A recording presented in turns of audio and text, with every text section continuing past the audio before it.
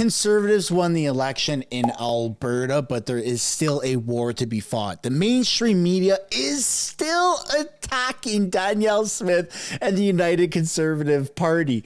Welcome back to another video, everybody. Today we're talking about the aftermath effects of the Alberta elections, what the media is saying about Danielle, how they're positioning Conservatives federally across the entire nation, and, well, a bit of a slander campaign that seems to be going, or seems to be coming to fruition from just pure sourness from NDP and mainstream media. NDP Liberals, same shit, different pile. Before we get into it, I encourage you to give a like and subscribe if you haven't already. This is going to be a good one. It's going to be a little bit longer and a little bit detailed. We're going to be watching quite a few videos together. So I'd encourage you to stay for the entire duration of the video.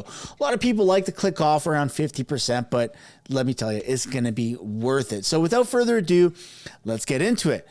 As you can see, Premier Danielle Smith says she has a very strong mandate to implement the UCP agenda. Let's take a look at this video. Well, Premier Smith, congratulations and thanks for your time. My pleasure. Thanks for having me.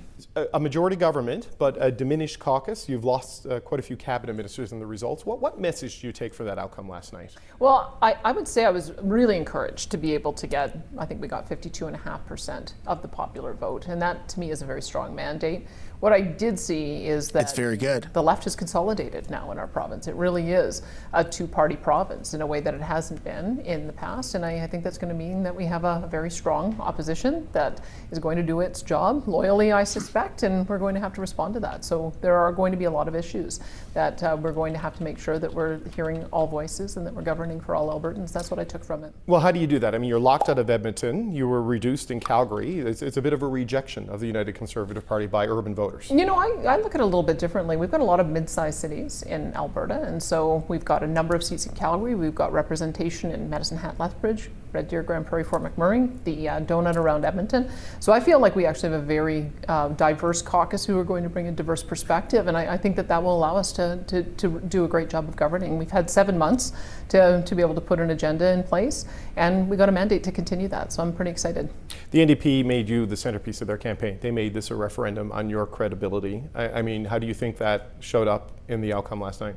Well, the fact that we got over 50% of the popular vote, I think that says that people took all of the aspects into consideration, and what they decided is they liked the UCP agenda. They liked the fact that we focused on the things that matter to them, which are jobs, the economy, affordability, the work that we've already begun on healthcare and addressing mental health and addiction, our focus on public safety and making our streets safe. I think people voted for that agenda, and I'm delighted to be able to move forward on it. Now, the only reason why this was somewhat of a close election is just because of the positioning and the amount of votes, or the amount of seats rather, that come from certain sections. So we're going to take a look at the map here. This is what the map, this is Alberta, right? And as you can see, the Calgary region, quite NDP, but you zoom out and you're like, oh, well, the rest of Alberta is not NDP. You got this little town right here, Lethbridge, NDP, but all the surrounding towns are, I don't know what I'm doing there. Sorry about that. Are conservative. And then you go into Edmonton, and well, that was voted as NDP. But again, if you zoom out and look at the bigger picture, you can see that it's conservative. Now, here's what I think. This is my opinion piece, and this is a very important opinion piece. If you're going to watch at least one part of this video, it should be this part right here. We haven't really had a good idea of the voter turnout ratio for conservatives since, like, kind of the Freedom Convoy. There was an election, right, in 2019 or 2021, was it? But since the Freedom Convoy, you had like a massive turnout, a massive amount of people just swarmed the streets and just took to the internet, and there was like, it seemed like the whole world, or at least the whole of Canada, was like conservative.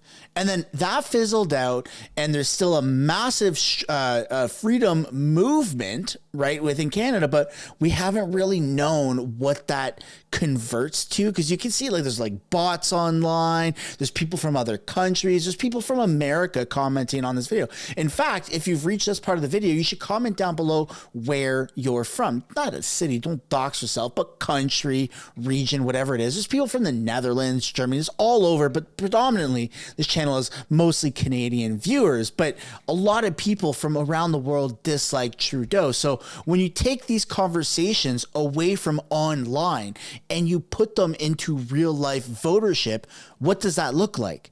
Well, this is what it looked like in Alberta. And is that going to translate to something in the federal election? Well, CTV doesn't think so. Let's take a look at what they have to say.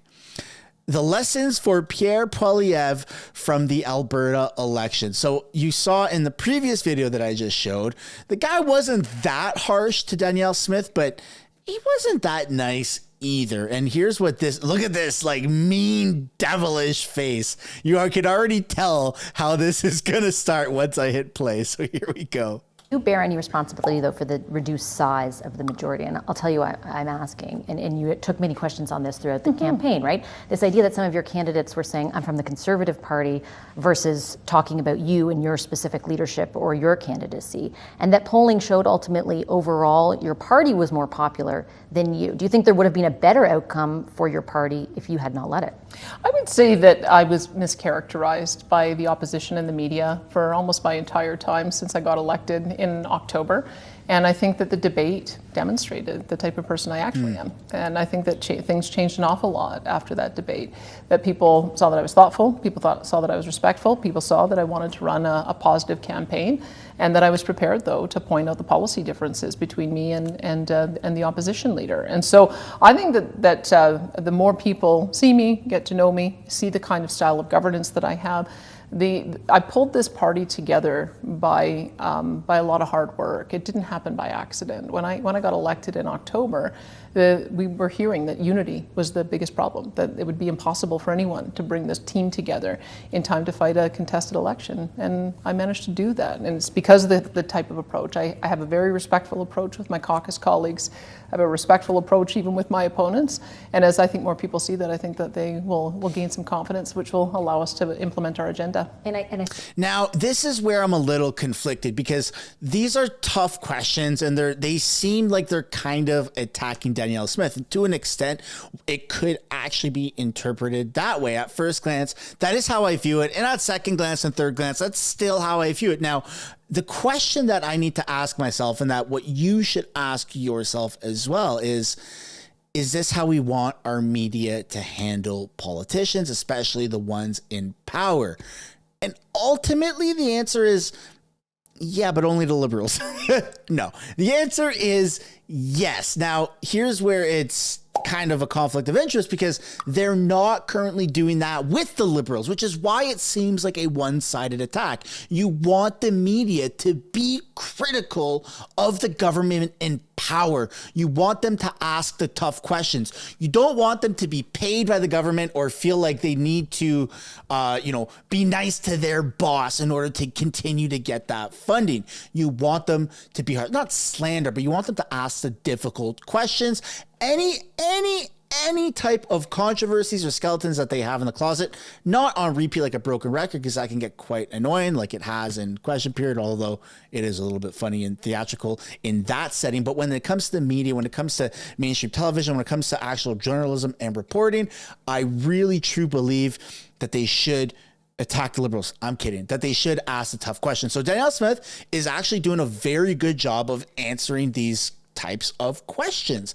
I would just like for CTV and the media to do the same thing to the other people, because it's only fair. I certainly do take all those points, and I don't want to take away from them, but you still went from 63 seats in the last election to 49 this time. And as I said, we were polling as a party at 30% in the polls to the NDP's 52 for most of the last 2 years. And so that was the big challenge that I had to inherit. It was a turnaround operation. And I knew it wasn't going to be easy. I knew that there was a lot of work I had to do to bring together the different factions. And we succeeded. And we got almost 53% of the vote.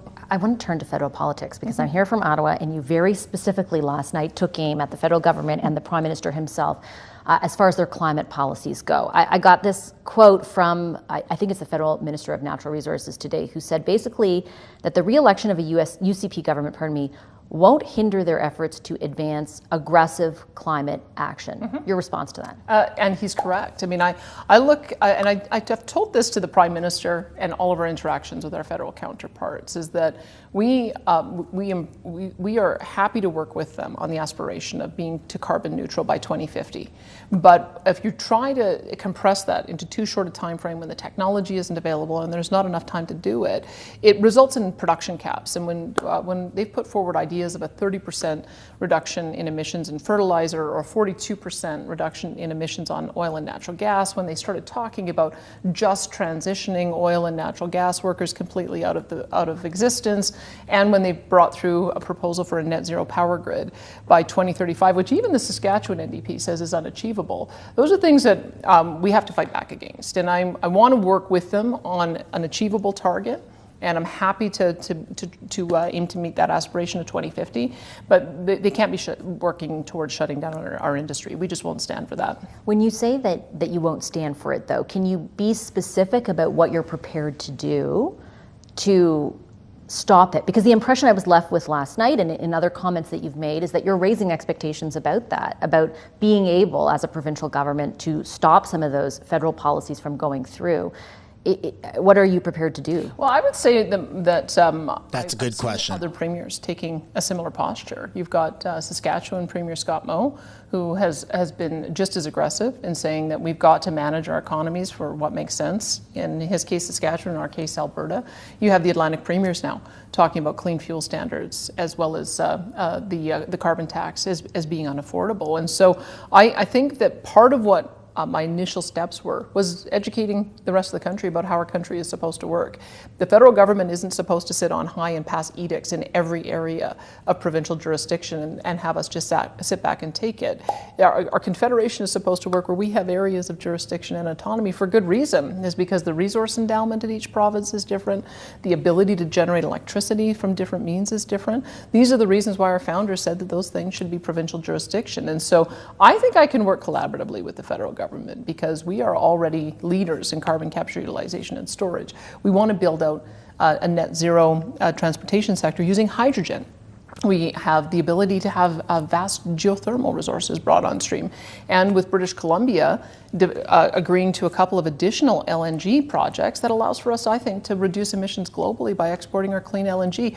I think that we can work collaboratively, and that's what I've asked the Prime Minister. I said I'd love to reset our relationship. I'd love to be able to work together on things that we can agree on, because I don't think the country benefits by seeing Alberta shut its economy down. And I think the country benefits when we do well. But ultimately, one of the biggest problems that you're having in politics right now is excuse me, you have suits and ties in Ottawa that are making policies on on things that they have no idea how they work in other parts of the country. Now, in places like Toronto or Vancouver, switching to electric and renewable energy right away is probably a little bit more doable because the climate, the actual temperatures and the infrastructure are there to help accommodate it. I'm not saying it's a good idea to do it right away. I'm saying it's a lot more doable than if you go way up in the north, like the territories, or northern BC, northern Alberta, northern Manitoba, or Saskatchewan, Manitoba, Ontario. Like all of these northern places have a way harsher winters.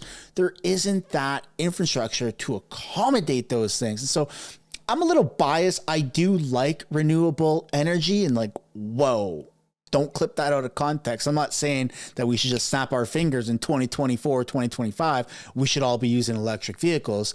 I like it. I grew up with technology. I've got an Apple Watch. I have an iPhone. I lived in a van for 4 years that was powered by solar panels. I had solar on the roof. I had lithium ion batteries, and I just lived off of solar. My fridge, my freezer, my lights, my shower, everything was powered by solar. So I like that idea. It was fulfilling to me to do that upfront investment and then not pay a reoccurring energy bill and to, by literal definition, live off grid. I really enjoyed that, and it's cool to see technology kind of catch up to modern times and allow people to do that. But forcing it on people is where I draw the line, and that's where the majority of people draw the line. If I could afford an electric vehicle, I probably would get one because they're cool, and especially Teslas, like they're rated the safest vehicle right on the market. So like, why wouldn't you want to get something like that